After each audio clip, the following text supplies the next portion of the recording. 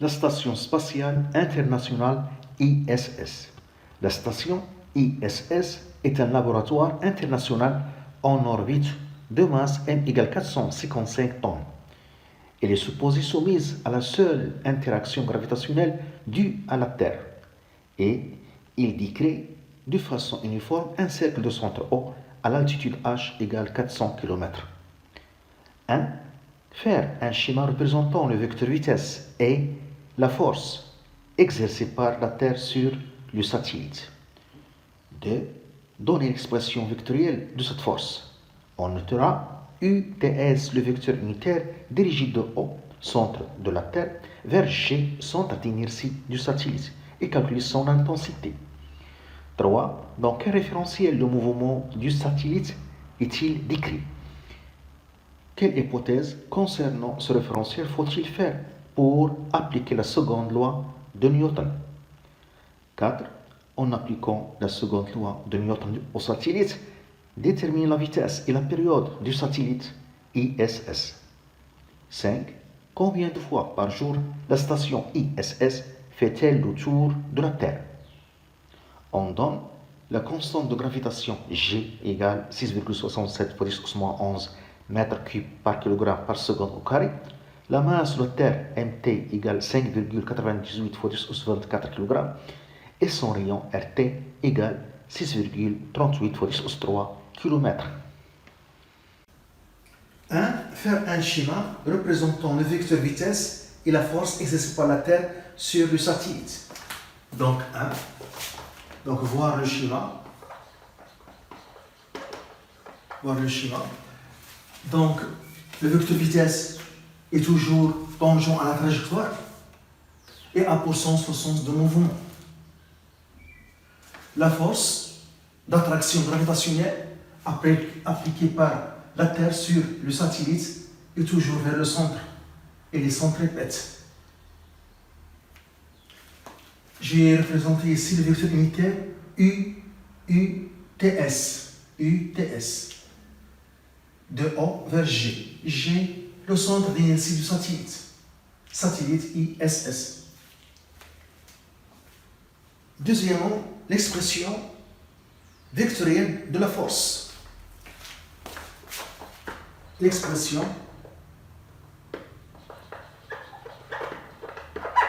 vectorielle de la force d'attraction gravitationnelle ou bien de la force de gravitation.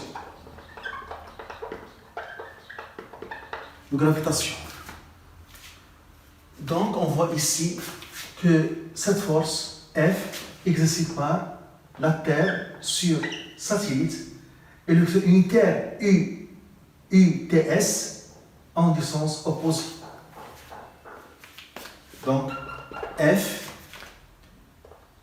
T sur S, la force de fraction exercée par la Terre sur le satellite est égale G, la masse de la Terre, fois la masse du satellite, sur R au carré, fois le vecteur unitaire UTS, qui est orienté de O vers G, du centre de la Terre vers le centre du satellite d'après les données. Mais ce rapport est positif. Et on voit sur le schéma que ces deux vecteurs ont du sens opposé. Un moins. Je dois introduire ici un moins. C'est l'expression vectorielle de la force de gravitation. Donner son intensité, ou bien calculer son intensité. Donc F, T sur S est égal à G, MT fois M sur R au carré. R, c'est la distance, ou bien c'est le rayon de la trajectoire circulaire du satellite. C'est la distance entre le centre de la Terre et le centre d'inertie du satellite. Donc c'est RT plus H.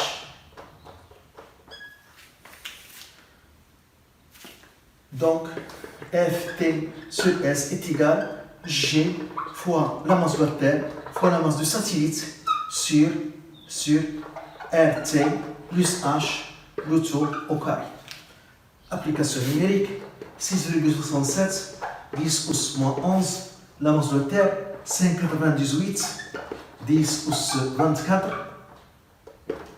La masse du satellite, 455 tonnes en kilogrammes x 10 pouces 3. Sur le rayon RT, on a 6,38 km. Voilà. x 10 pouces 3, x 10 pouces 3, km en mètres x 10 pouces 3, plus H, 400 km en mètres x 10 pouces 3. Le tout au carré. Voilà. 3,94 x 10 pouces 4 newton.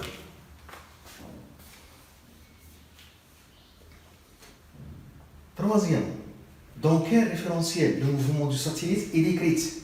Quelle hypothèse concernant ce référence faut-il faire pour appliquer la seconde loi de Newton?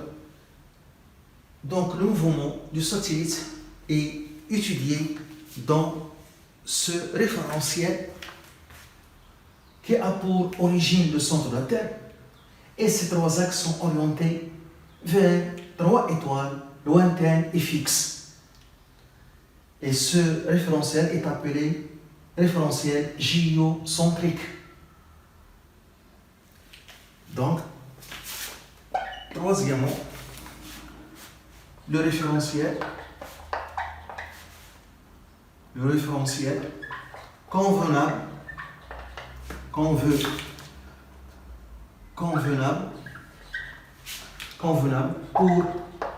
pour ce mouvement est le référentiel géocentrique.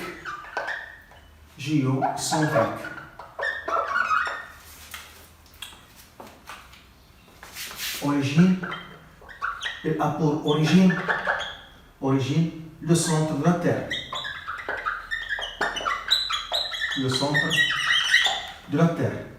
Il est formé de trois axes orientés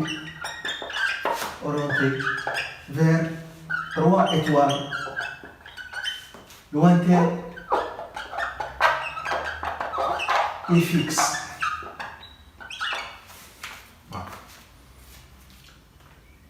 Donc, on doit supposer que ce référentiel est galiléen pour pouvoir appliquer la deuxième loi de Newton. Donc, ce référentiel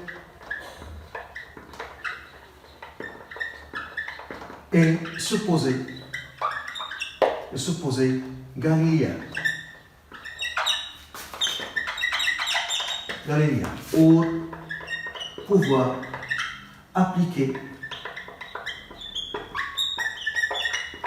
la deuxième loi de Newton.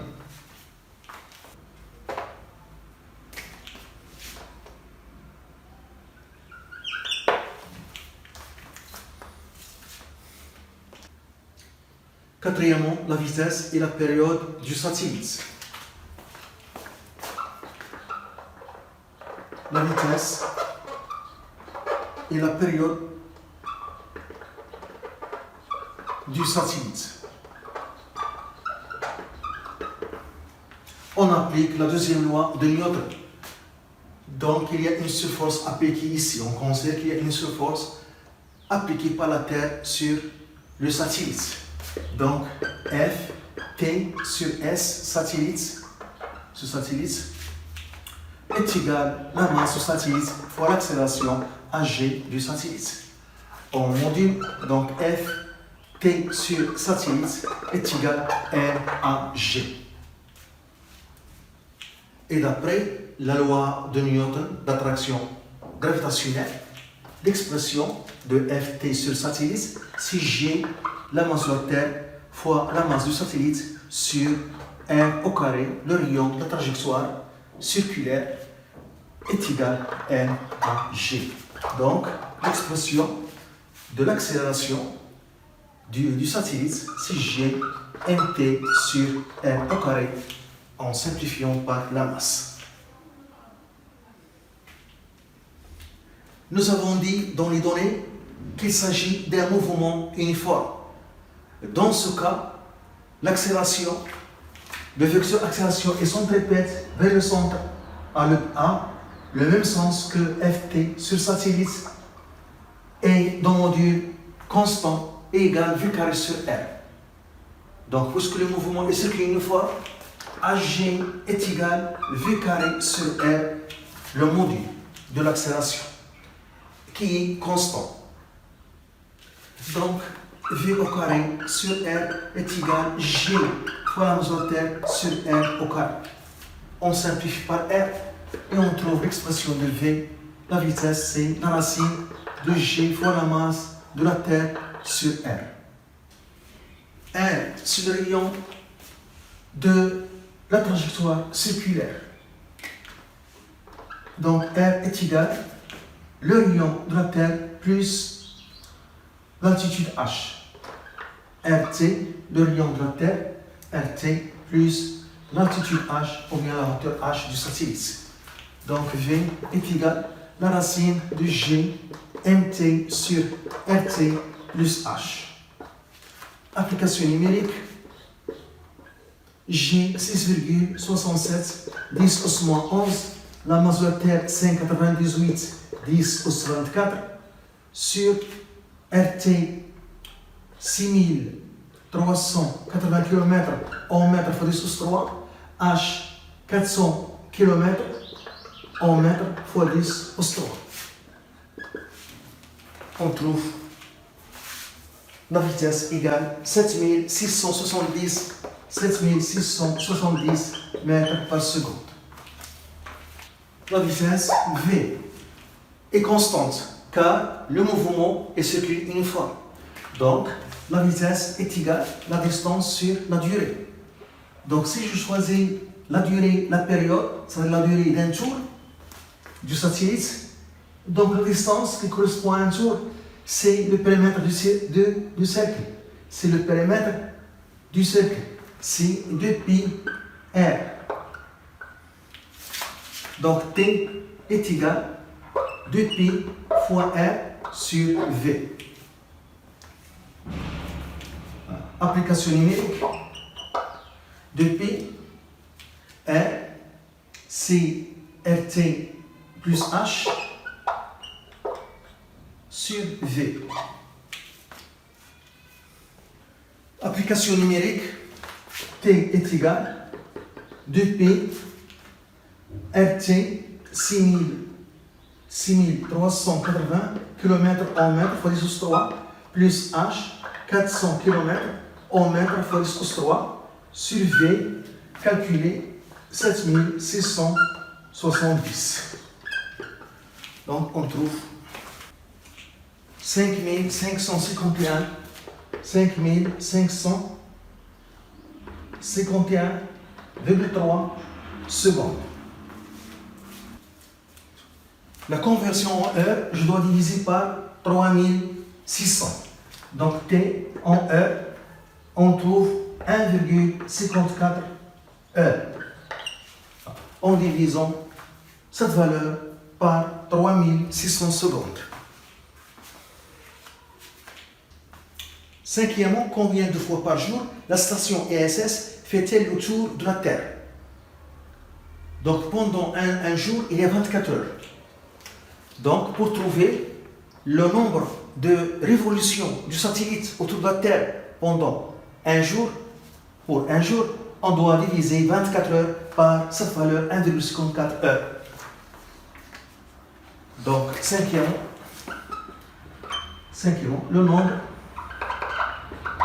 le nombre de révolutions, c'est 10 tours de révolution par jour. Donc ce nombre, c'est 24 heures sur 1,54. Donc on trouve 15,6 révolutions. Ou bien tour. Pour un jour, c'est le nombre 15,6 est le nombre de tours du satellite au-dessous de la terre.